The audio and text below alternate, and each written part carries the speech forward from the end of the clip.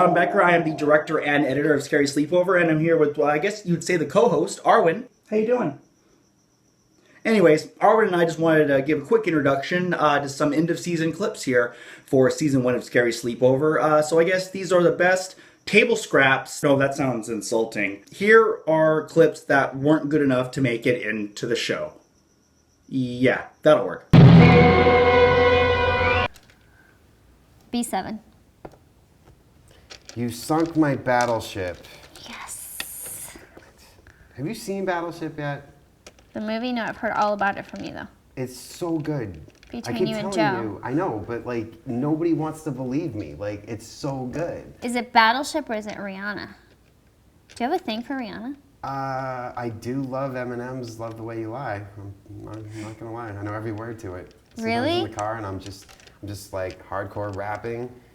God, I wish I had. I can do it when it's playing, but my goal is to be able to do it by itself. But I can do Rap God by Eminem. Really? Yes. That's like the hardest one to... I know, which is why I wanted to learn it. I was like, I feel like I could do this. If you could do that at karaoke, you would be a god. I feel like there's part of me that I'm like, you know it, Laura, but I don't know it that well yet. I could do it if it was playing. I can't do it on my own, but maybe this year I'll start my rap career. I don't know if you're familiar with this artist, Jason Edmiston. He's actually in the beginning of Digging Up the Marrow, like a lot. He's one of the artists who's speaking the most. But so this is called Monsters of Rock. And so he took all these rock stars and then mixed them with monsters. So Dee Snider and Tommy Lee and I love Axl the actual Rose. one, that's awesome. Yeah, the Axl Rose one is so sick.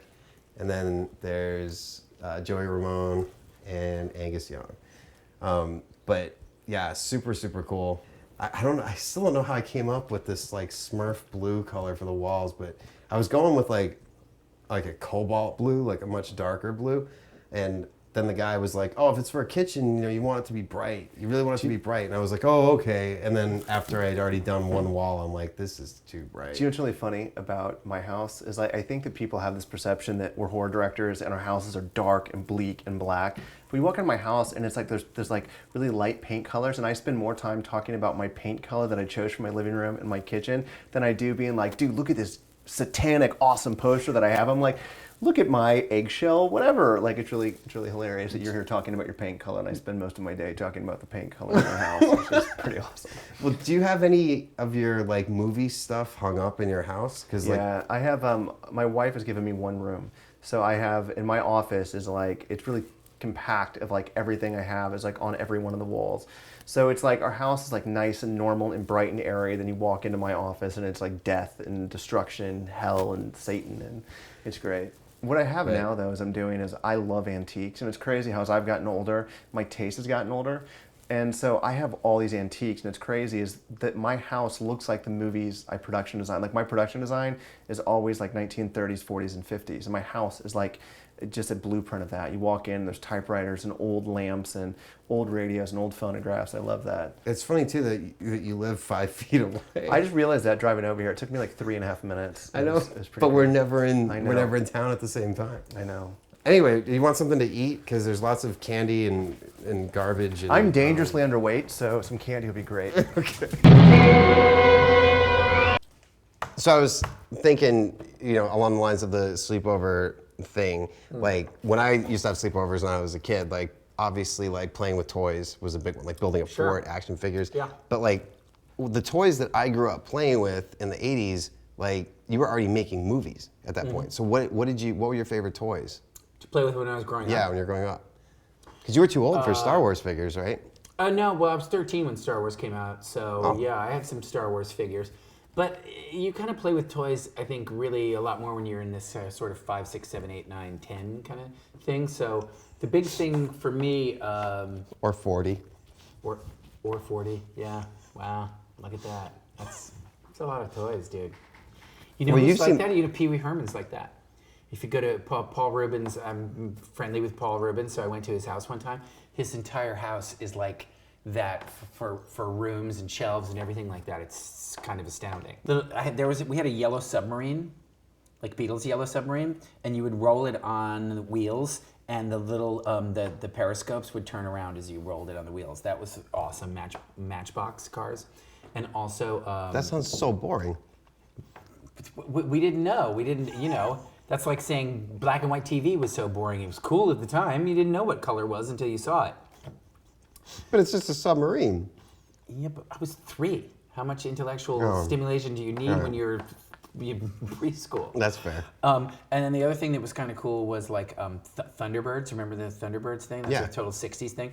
So you'd have like a number 2 ship, and it would drop the pod out, and then you'd open the little pod, and little number 4 Thunderbird came out, and that would like be able to go in the water and stuff. Again, limited in its usage. Yeah. But, I enjoyed it. Well, even Star Wars figures, all they did, originally. Stand there and you go, their arms would move. yeah. They would come with the gun, which you would lose within 10 seconds of opening the 10 package. seconds, Yeah.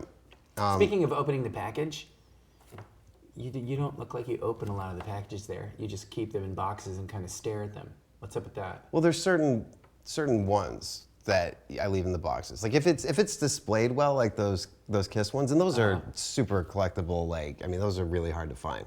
So I should say that's why I picked the toys that we're gonna play with, because I was afraid you might say, oh well, I want Gene Simmons because I can't take him out of the box, or my. I'd probably pick Gene Simmons too. He was kind of my favorite. I had the Kiss comic that had the vial of blood poured in the ink. Yeah. That was great, and I remember watching Kiss Phantom of the Park. Yeah. And just being like, wow. Not a great movie. Even then at 11, I was like, well, I don't think this is good. I'm not sure, but I don't think it is good. But I still watched it. Yeah. I still liked it a lot, and I joined the Kiss Army too. Well, see, I can't let Gene out of the box, or he will f*** all of my other toys. Really? Yes. You're going to be doing the podcast soon. I don't know if that's going to be before or after this runs, but okay. In telling that story, though, about how you were the very first person to audition for that. Like, not just the first person who auditioned for Parker, but the very first person at all. And you came in, you did the dog monologue, which I don't know if you ever hear about this or see it on Twitter or anything, how some people do that in acting class. That's the monologue that they pick. Get out of here. Yeah, that monologue, thanks to you, is like really, really popular with people. But you came in and you did that monologue, and I'm crying, and the producers are crying, and you're crying, and then you leave, and I'm like, that's her. And they're like, you can't hire the first person to walk through the door. So they made me sit through 5 more weeks of auditions. I know, it was a long process. I was like, and by that point, you must have been like, yeah, I'm not getting it. It's like, fuck those guys. Well, I was trying to give it to you the whole time. And thankfully, though. But imagine that, though, to be the first person in, and then all these other people come, and you would just think, just out of boredom at a certain point. No, but it all kept being like, wasn't as good as that first girl, wasn't as good. Really? Yeah. I thought you knew that. I think I did, but I just like hearing that story.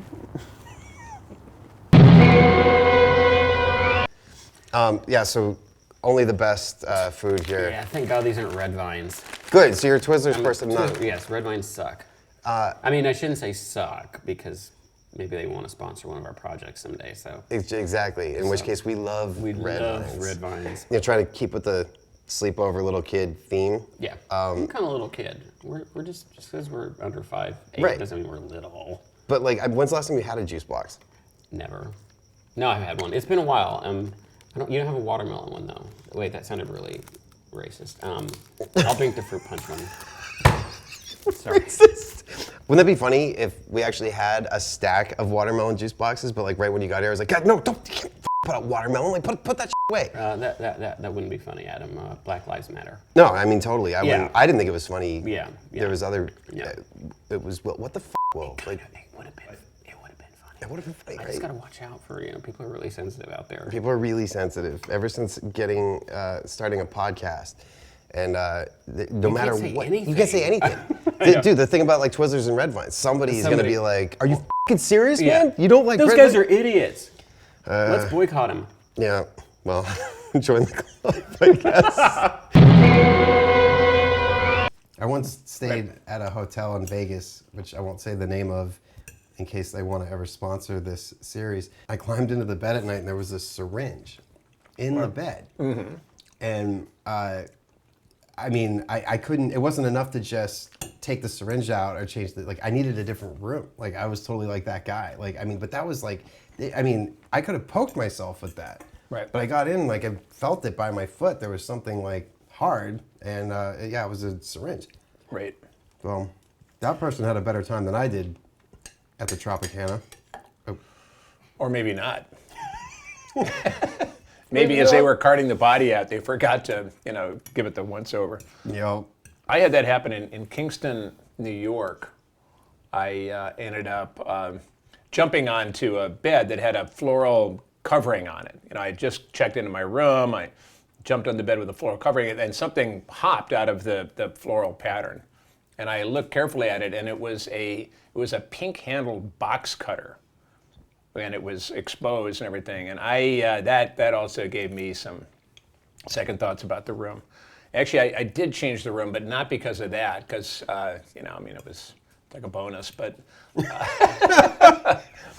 but the toilet wouldn't flush. So this is not necessarily making the dinner more delicious. Well, I was just gonna say, you're not supposed to ever touch the. Right. The covering. Right. I saw that on CSI, because they go over it with like a blue, a black light. A black light. Yeah, and everything. Yeah. Like, oh my God.